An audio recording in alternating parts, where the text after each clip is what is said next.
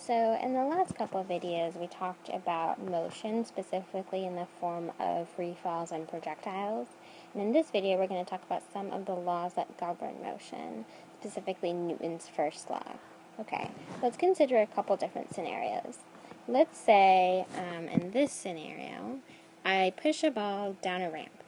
Well, intuitively, you would say that the ball would speed up, right? So the ball speed up. Okay, because, well, gravity is working in the same direction as the ball, so it's accelerating and it's going to speed up. Now let's say that I push a ball up a ramp. Well, intuitively again, you would say that the ball would slow down. And that's because gravity is working in the opposite direction of the ball, so it kind of counteracts the velocity of the ball. Alright, now let's say that I push a ball across a horizontal ramp. What happens in this scenario? Well, gravity isn't really working in the same direction as the velocity of the ball, but it's also not working in the opposite direction, the perpendicular. Gravity is kind of working in this direction, and the velocity is in that direction. Okay, so gravity doesn't really have any effect on the speed of the ball. So if this is a frictionless plane, meaning that there is no force going in the opposite direction of the ball will maintain a constant velocity. So this will be a constant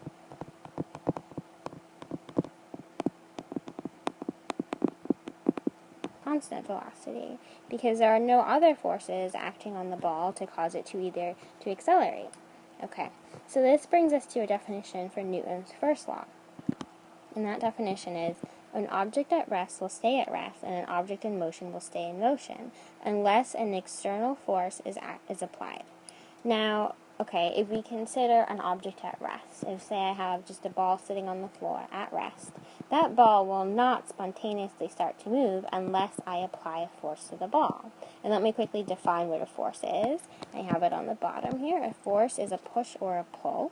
Okay, so maybe if I, push the ball, it will start to move, but it won't move unless I apply a force to it. Okay. Now, if say the ball is already moving, it will continue to move in the same direction at the same speed unless I apply an external force to it again. So once that ball has started to move, it's not going to change direction spontaneously by itself, and it's not going to start to speed up or slow down unless there's another force applied. In the real world, we have like friction, which often causes objects to slow down. But ignoring friction, a ball will continue to move along a plane unless another force is applied to it. Okay. And Newton's first law is also sometimes called the law of inertia, which we'll talk about in the next slide. So we also said that Newton's first law was sometimes called the law of inertia. So what is inertia? I'm going to give you an example to sort of illustrate what it is. Let's say that I'm trying to push a book across the floor. That's relatively easy. It doesn't take a lot of force to do that. Now let's say that I try to push my fridge across the floor. That's pretty difficult. The fridge is a lot heavier than the book, right? And it's going to take a lot more force to do that. So inertia describes a body's resistance to change. I'm going to write that down. So inertia,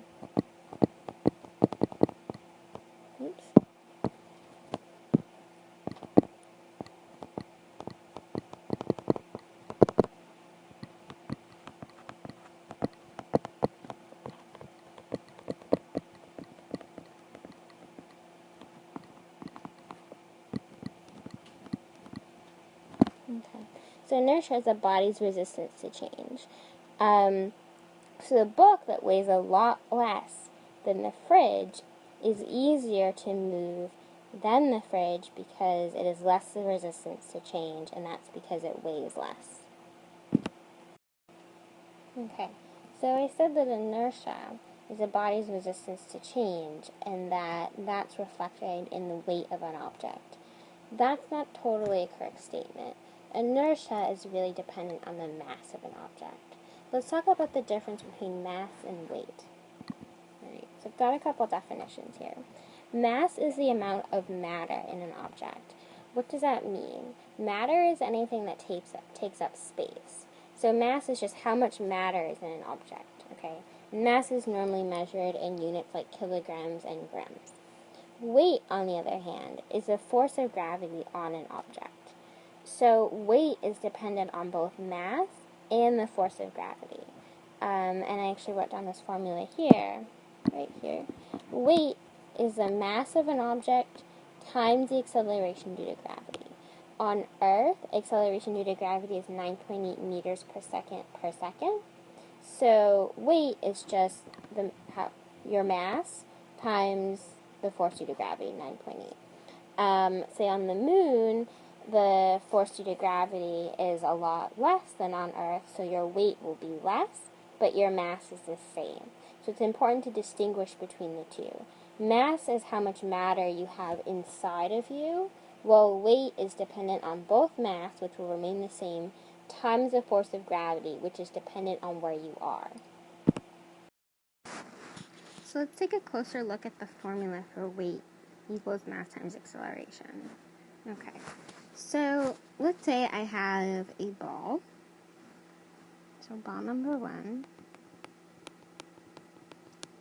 Let's say it has a mass of 10 kilograms. Let's say I have another ball which has a mass of 20 kilograms. And since they're both, let's say on planet Earth, they're experiencing an acceleration of 9.8 meters per second squared.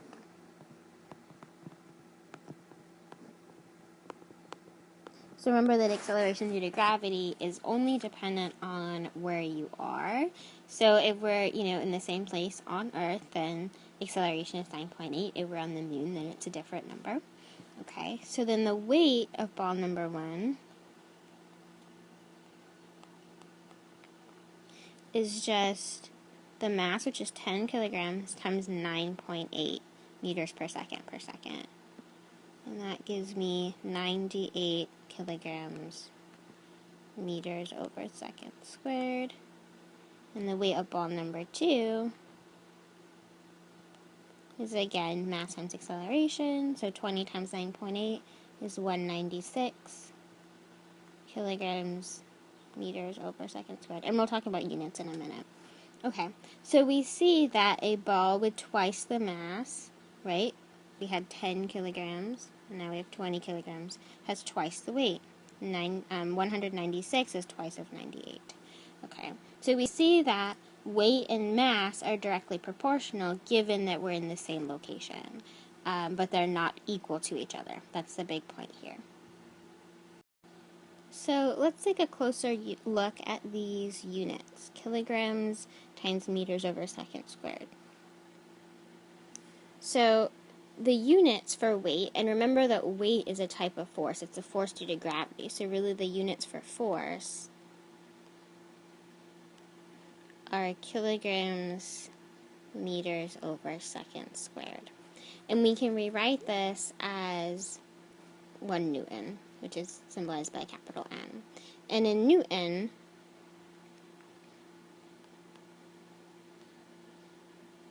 is the SI unit for force, the standard unit for force,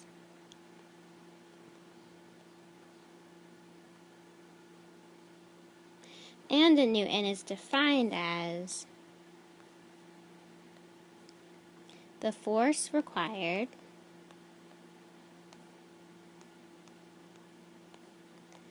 to accelerate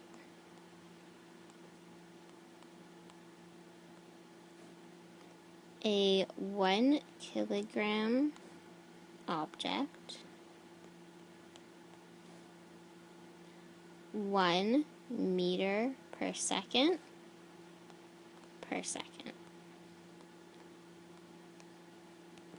So essentially a Newton is the force required to accelerate a 1 kilogram object 1 meter per second.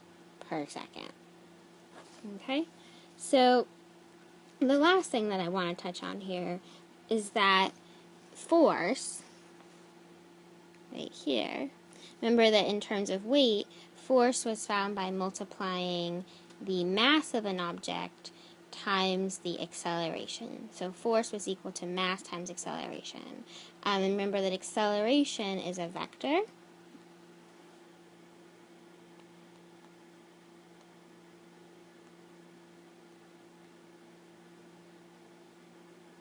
Remember that acceleration is a vector.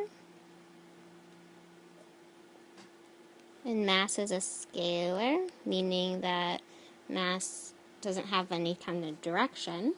Therefore, force is also a vector. So when I multiply a scalar and a vector together, I just get another vector. And this means that force has both magnitude and direction. Okay? And that will bring us to Newton's second law in the next video.